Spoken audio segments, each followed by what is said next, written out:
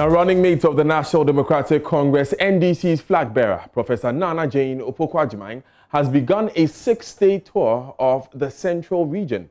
Her visit comes on the back of her tour of the Western Region, where she asked the electorate not to sell their vote for elections. Mawana Trebia is spokesperson for Professor Nana Jane Opoku-Agyeman, and she joins us via telephone. Ms. Trebia, what has been the central message for the running mate?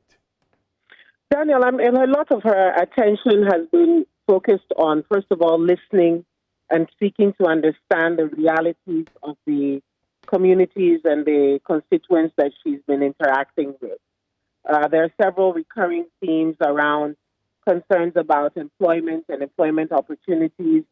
Obviously, for a place like the Central Region, there's a very big fishing community, so some of the issues around premixed fuel and distribution, the equity around that, women's groups, youth groups, all concerned about continuity in respect of infrastructure and infrastructure development that sustains development. These are some of the things that have come up in discussions even as early as we have started Professor Opoku-Agyeman's tour. Right.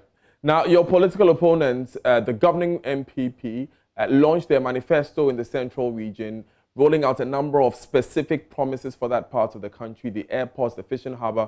How confident is your party that Prof will pull some magic in her home region during the polls?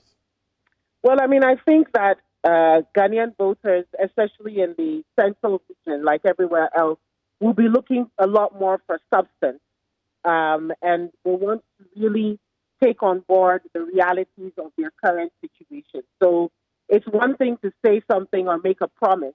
It's another thing to be able to point to your track record. And I think Professor Opoku-Agyeman has been quite clear that she will be running an issues-based campaign. And so she's been inviting communities and constituents to take a hard look at the track record of the National Democratic Congress.